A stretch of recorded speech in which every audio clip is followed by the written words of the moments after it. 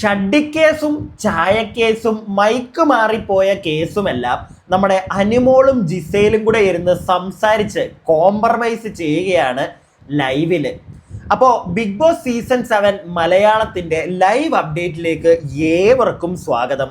Channel ആദ്യമായിട്ട് കാണുന്ന ഒരു വ്യക്തിയാണ് നിങ്ങളെങ്കിൽ ഒന്ന് ചാനൽ സബ്സ്ക്രൈബ് ചെയ്യുക, പിന്നെ മുദ്ര മാറിപ്പോയി ഒന്ന് ലൈക്കൊക്കെ തരിക വീഡിയോയ്ക്ക്. കൂടാതെ ഹൈപ്പ് വീഡിയോ എന്ന് പറയുന്ന ഒരു ഓപ്ഷൻ കാണാൻ സാധിക്കും കമൻറ്റ് ബോക്സിൻ്റെ അവിടെ, അതും ഒന്ന് ക്ലിക്ക് ചെയ്യുക. ഇനി നമുക്ക് കാര്യത്തിലേക്ക് കിടക്കാം. പറഞ്ഞതുപോലെ നമ്മുടെ ഷഡ്ഡിക്കേസും ചായക്കേസും, ഇന്നലത്തെ ഷഡ്ഡിക്കേസും പിന്നെ ഇന്നത്തെ ചായക്കേസും മൈക്ക് മാറിപ്പോയ കേസും, ഇതെല്ലാം നമ്മുടെ അനുമോളും നമ്മുടെ ജിസയിലിൻ്റെ ഒരു എന്താണ് താല്പര്യപ്രകാരമാണ്. അവരാണ് അനുമോളുടെ അടുക്കിലേക്ക് അങ്ങോട്ട് ചെന്നിട്ട് വരൂ അനുമോൾ, നമുക്ക് സംസാരിച്ച് കോംപ്രമൈസ് ചെയ്യാം, തുടങ്ങിയതല്ലേ ഉള്ളൂ. അത് നല്ല ഒരു കാര്യം തന്നെയാണ് കേട്ടോ. ജിസയിലിനെ സത്യം പറഞ്ഞാൽ ഒരു മൂലയ്ക്ക് ഒതുങ്ങിയിരുന്ന ഒരാളാണ് ജിസയിൽ.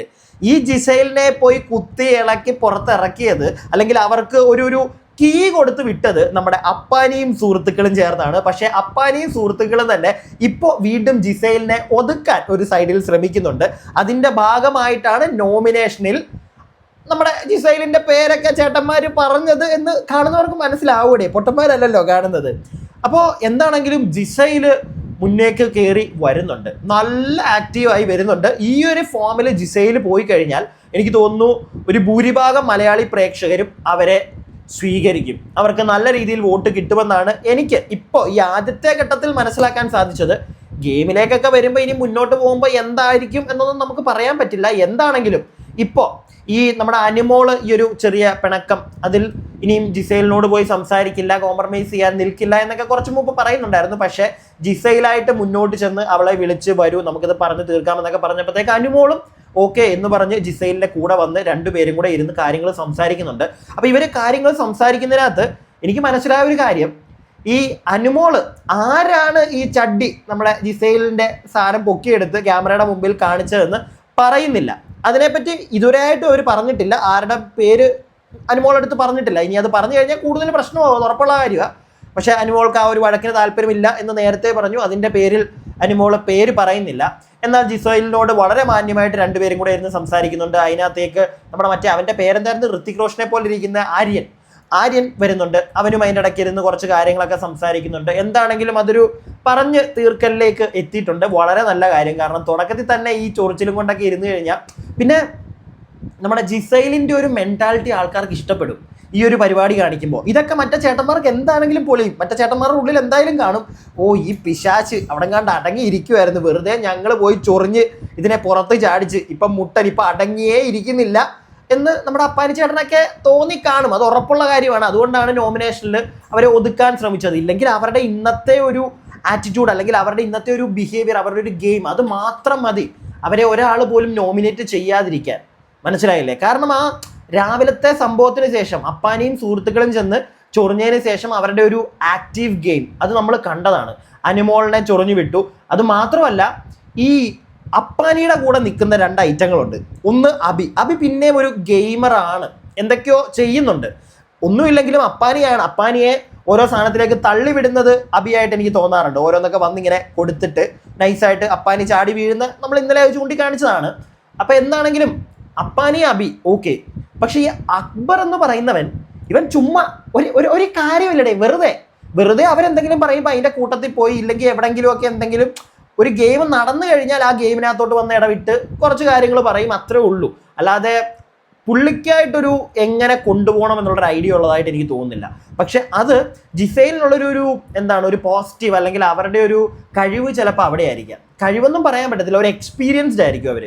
കാരണം ബിഗ് ബോസ് ഹിന്ദിയിലെ എക്സ് കണ്ടസ്റ്റൻ്റ് ആണ്. സോ അതിൻ്റെ ഒരു സാധനം അവരുടെ ഉള്ളിൽ എപ്പോഴും കാണും. അതുകൊണ്ടായിരിക്കാം ചിലപ്പോൾ അനുമോളെ, അങ്ങനെ കൂടെ നമ്മൾ ചിന്തിക്കണമല്ലോ, അനുമോളെ വന്ന് നൈസായിട്ട് വിളിച്ച് ഇരുത്തി രണ്ടുപേരും കൂടെ സംസാരിച്ച് ഏതാണ്ട് അതിപ്പോൾ തീരും.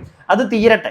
ഈ ഷഡ്ഡിക്കേസും ഈ ചായക്കേസും എന്തിനാണ് വെറുതെ അങ്ങോട്ടും ഇങ്ങോട്ടും ഇരുന്ന് അവർ പറഞ്ഞപ്പോഴത്തേക്ക് പ്രശ്നം ഇപ്പം തീരും. പിന്നെ മൈക്കിൻ്റെ കേസാണെങ്കിലും പറഞ്ഞു കഴിഞ്ഞപ്പോഴത്തേക്ക് രണ്ടുപേർക്കും, പിന്നെ രാവിലെ ജിസയിലിൻ്റെ ഒരു സൈഡിൽ നിന്ന് നോക്കുമ്പോഴത്തേക്ക് ജിസയിലിൻ്റെ നിങ്ങൾ ഗെയിം കൊള്ളത്തില്ല, നിങ്ങളൊന്നും ചെയ്യുന്നില്ല എന്ന് പറഞ്ഞ ഒരു 2-3 പേര് വന്ന് കുത്തുമ്പോഴത്തേക്ക് അതിൻ്റെ ഒരു പൊട്ടലിൽ അവരെ ചാടിയിറങ്ങി എല്ലാത്തിനോടും അടിക്കുകയായിരുന്നു, തിരിച്ചു നിന്ന് സിക്സർ അടിച്ച് വിടുമായിരുന്നു. അപ്പം അതുകൊണ്ടായിരിക്കും അവർ രാവിലെ ഒന്നത് അനുമോളുടെ കാര്യം അടിച്ചടിച്ച് നിന്നത്. പക്ഷേ വൈകുന്നേരം രണ്ടുപേരും ഇരുന്ന് സംസാരിച്ച് എന്താണെങ്കിലും നല്ല രീതിയിൽ അത് തീർക്കുന്നുണ്ട്. വളരെ നല്ല കാര്യം. ഇങ്ങനെ വേണം ഗെയിം പോകാൻ എന്നുള്ളൊരു താല്പര്യം എനിക്ക് ഒരു ഇഷ്ടം തോന്നി. മനസ്സിലായില്ലേ? അതായിരിക്കണം ഗെയിം പ്ലാൻ, അങ്ങനെ വേണം. ഇതിപ്പം എന്ത് ഗെയിം പ്ലാനും ആയിക്കോട്ടെ ജിസേലിൻ്റെ, പക്ഷേ അറ്റ് ദ എൻഡ് ജനങ്ങൾക്ക് ഇഷ്ടപ്പെടുന്ന ഒരു സാധനവും കൂടെയും അവർ ചെയ്ത് വെക്കുന്നുണ്ട്.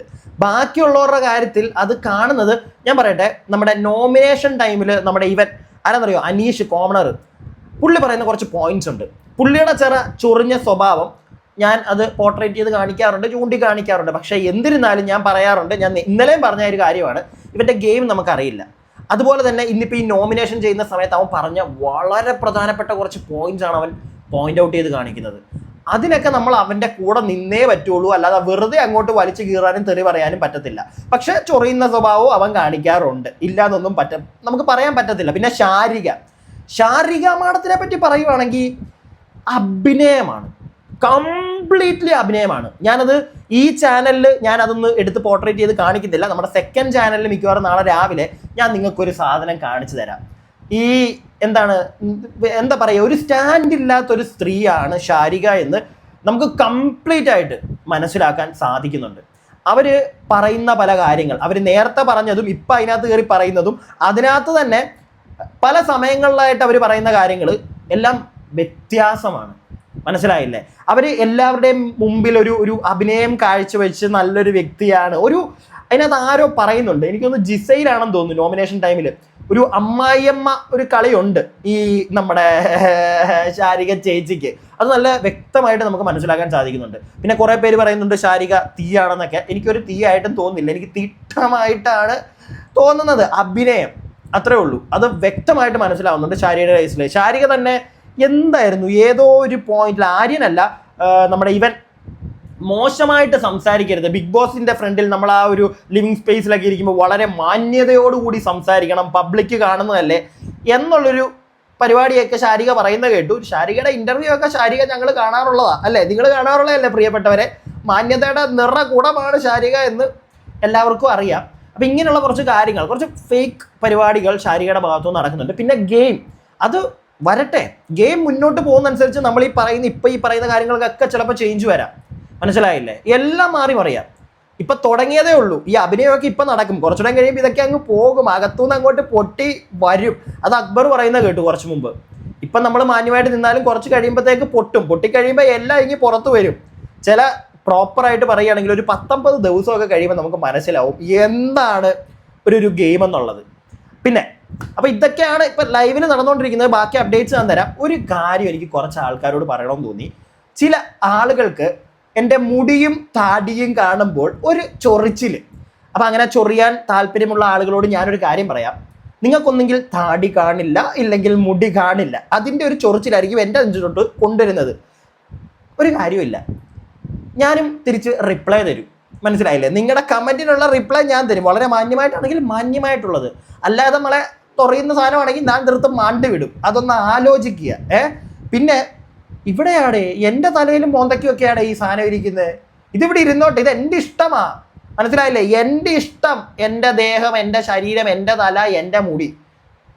ഓക്കെ, അതിനകത്ത് നിങ്ങൾ ഒരുപാടങ്ങ് വേവലാതിപ്പെടാതെ ചില ആൾക്കാരെ പോയിന്റ് ചെയ്താണ് ഞാനിത് പറയുന്നത്. എല്ലാവരും ഒന്നും അല്ല കേട്ടോ, വളരെ മാന്യമായിട്ട് എന്നോട് പറയുന്ന ആൾക്കാരുണ്ടാ, മോനെ മുടി വെട്ടറാ എന്തുവാടാ. പക്ഷെ അപ്പം അത് പറയുന്നവരോട് ഞാൻ പറയാറുണ്ട്, ചേട്ടാ എൻ്റെ മുടിയല്ലേ, എൻ്റെ ഇഷ്ടമല്ലേ ഇത്. ഇങ്ങനെയൊക്കെ മുടി ഇച്ചിരി എന്താണ് ഈ റിങ് മുടിയൊക്കെ കിട്ടാൻ കുറച്ച് പാടാടേ. ഇവിടെ കുറേ പേര് മറ്റേ കഷ്ടപ്പെട്ട മുടിയൊക്കെ ഇങ്ങനെ ചുരുട്ടുന്നത്. നമുക്ക് അതിൻ്റെ ഒന്നും ആവശ്യമില്ലടയാ, നമുക്ക് ഇങ്ങനെയാണ് ജന്മന. ഇത് ഞാൻ കൊണ്ട് കിടക്കും, ഇതിനകത്ത് ചൊറിയുന്നവരിരുന്ന് മാന്തിക്കൊണ്ടിരിക്കുക, അല്ലാതെ ഇപ്പോൾ എനിക്ക് പ്രത്യേകിച്ചൊന്നും പറയാനില്ല. പിന്നെ സെക്കൻഡ് ചാനൽ, അവിടെ നമ്മൾ ക്ലിപ്പ് വെച്ചിട്ടുള്ള പരിപാടികളൊക്കെ ചെയ്യുന്നതായിരിക്കും. കൂടാതെ അടുത്ത പരിപാടിയായിട്ട് ഞാൻ പോയി ഒന്ന് കാണട്ടെ ഇനി ലൈവിൽ എന്തൊക്കെയാണെന്ന്. ചിലപ്പോൾ ഇന്നിനി ലൈവിൻ്റെ അപ്ഡേറ്റ് കാണത്തില്ല, നേരെ എപ്പിസോഡ് റിവ്യൂയിലേക്കായിരിക്കും. എല്ലാവരും വെയിറ്റ് ചെയ്യുക. തുരുതുരാ എന്ന് പറഞ്ഞ് നമ്മുടെ ബിഗ് ബോസ് കണ്ടന്റുകൾ ഇങ്ങനെ വന്നുകൊണ്ടേയിരിക്കും ചാനലിൽ. കൂടാതെ നമ്മുടെ സോഷ്യൽ റിലവൻ്റ് ആയിട്ടുള്ള ഒരുപാടായി ഇപ്പോൾ ചെയ്തിട്ട്, ബിഗ് ബോസ് തുടങ്ങിയതിന് ശേഷം ഒന്നും ചെയ്തിട്ടില്ല. എന്തെങ്കിലും മെയിനായിട്ടുള്ള കോണ്ടന്റുകൾ വരികയാണെങ്കിൽ അതും ഇതിനകത്ത് ചെയ്തു വിടും. അപ്പോൾ അടുത്ത വീഡിയോയ്ക്കായി stay tuned and stay weird.